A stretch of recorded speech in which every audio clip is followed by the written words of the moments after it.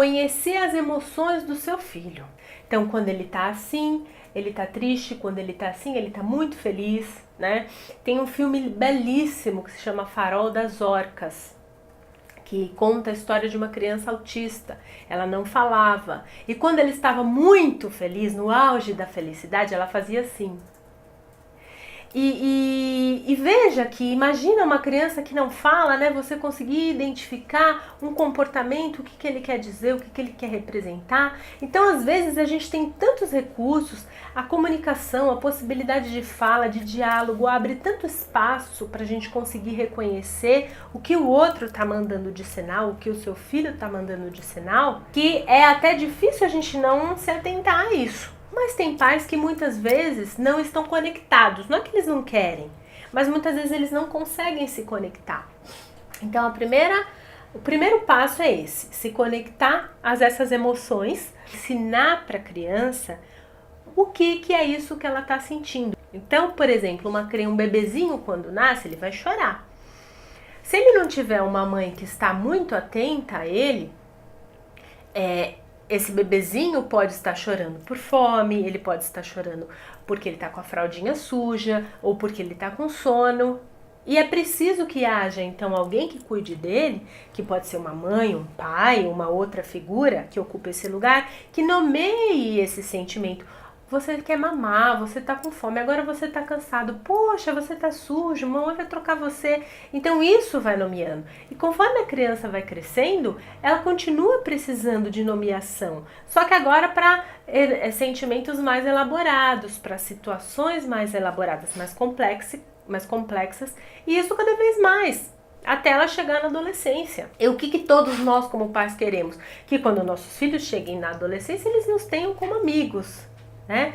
Que eles não vão para um caminho em que a gente vai ficar longe, distante deles. Então comece agora. Se você tem um filho pequeno, comece agora. E se você não tem, se o seu filho já é grande, nunca é tarde para você começar a desenvolver essa capacidade, esse apego à questão emocional.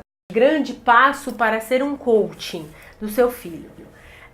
Conseguir verbalizar, né, esses sentimentos para ele, nomear esses sentimentos, verbalizar para ele, mostrar o que ele sente, se aproximar dele e ficar íntimo do seu filho.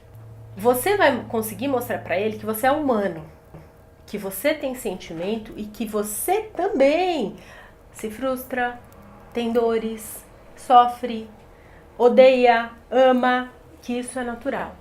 Mas que há momentos difíceis que muitas vezes a criança não sabe como lidar com elas. Quando você consegue, então, reunir todos esses elementos, você consegue, a partir daí, resolver aquele problema. Mas você não vai resolver nenhum problema que estiver acontecendo no auge da emoção, né? É preciso esperar, é preciso deixar a criança se acalmar para, então, poder ajudá-lo a resolver algum problema ou alguma dificuldade que ele está encontrando.